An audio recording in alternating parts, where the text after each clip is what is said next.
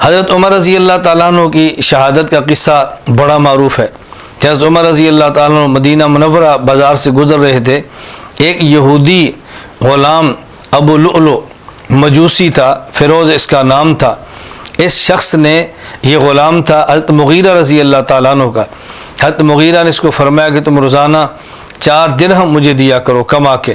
اس نے عمر سے کہا کہ میری مزدوری بہت زیادہ ہے، آپ مغیرہ سے کو میری مزدوری کم کرے. حضرت عمر نے پوچھا تیرا پیشہ کیا ہے؟ اس نے اپنا پیشہ بتایا، جو کام کرتا تھا بتایا. تو حضرت عمر رضی اللہ تعالیٰ نے فرمایا کہ تمہارے پیشے کے مطابق تو مزدوری زیادہ نہیں ہے، بڑی معقول اجرت ہے جو تم اپنے آقا کو کما کر دیتے ہو. لکھا ہے صاحب سیر نے کہ حضرت عمر رضی اللہ عنہ کے دل میں یہ تھا کہ میں حضرت مغیرہ سے بات کروں گا، اور چونکہ اس نے مجھ سے سفارش کروائی ہے میں کچھ اس کی مزدوری اجرت کم کرا دوں گا تاکہ اس کو آسانی پیدا ہو. لیکن ابو لؤلؤ کہنے لگا کہ اس نے دل میں بات کو رکھا کہ مجھے یہ بات کیوں کی ہے. اس نے اس وقت فیصلہ کیا کہ میں عمر سے اس کا انتقام لوں گا، یہ جملہ مجھے کیوں کہا ہے.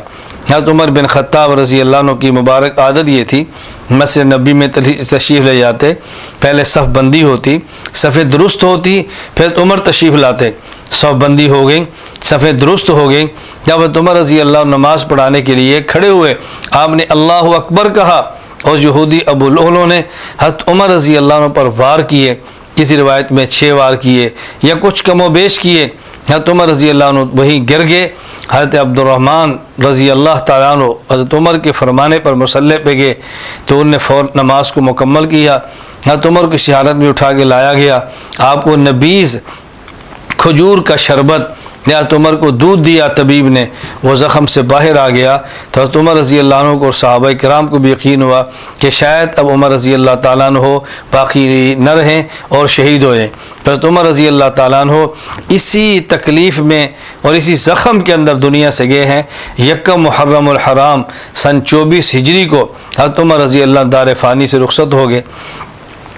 حضرت عمر رضی اللہ تعالیٰ عنہ کو جب یہ محسوس ہوا اپنے اس مرض الوفات اور اس تکلیف دہ معاملے میں جو مرض کا سبب بنا ہے کہ شاید اب میں آئندہ نہ بچ سکوں، بلکہ روایات میں ایک واقعہ لکھا ہے کہ صحابہ کرام رضی اللہ عنہ مجمعین حضرت عمر کے جمع تھے، تو ان میں سے بعض نے کہا لا باس علیک یا امیر المومنین. جس طرح حدیث میں بھی ہے کہ جب کسی مریض کے پاس جائیں عیادت کریں تو عیادت کرتے وقت یہ جملہ کہنا مسنون ہے، لا باس علیک الطہور انشاءاللہ، لا باس علیک الطہور انشاءاللہ، اللہ تمہیں شفا دے گا، کوئی پریشانی کی بات نہیں ہے. حضرت عمر رضی اللہ تعالیٰ عنہ کی بیمار پرسی کی تو بعض صحابہ نے کہا لا باس علیک یا امیر المومنین، امیر المومنین پریشانی کی بات نہیں ہے، کوئی فرق نہیں پڑتا، انشاءاللہ آپ ٹھیک ہو جائیں.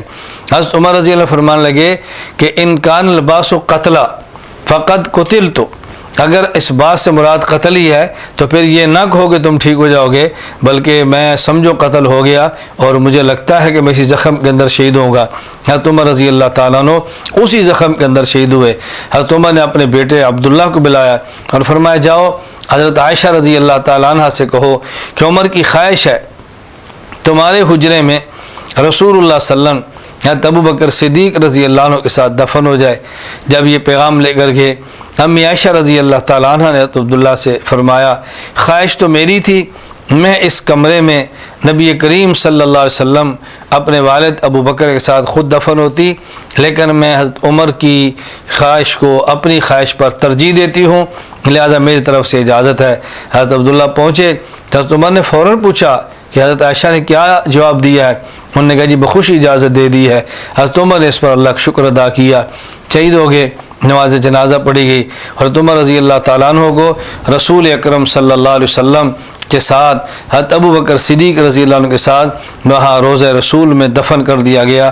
اور آج بھی جو شخص مدینہ منورہ جاتا ہے، نبی کریم صلی اللہ علیہ وسلم کے روضے پر جاتا ہے، تو وہاں آپ دیکھیں مواجہ شریف نبی پاک صلی اللہ علیہ وسلم مبارک چہرے کی طرف ایک روضے پر سوراخ گول سے بنا ہوا ہے اور وہاں لکھا ہوا ہے یہاں سلام پیش کریں رسول اللہ صلی اللہ علیہ وسلم پہ، پھر اس کے بعد ابو بکر پہ، پھر کچھ وقفے سے عمر پہ، اور کچھ آگے ایک سوراخ اور جگہ باقی ہے وہاں حضرت امام سیدنا عیسیٰ علیہ السلام جب دنیا میں تشریف لائیں گے، آسمان سے نازل ہوں گے، تو یہاں ایک جگہ قبر کی باقی ہے، حضرت عیسیٰ وہاں پہ دفن ہوں گے۔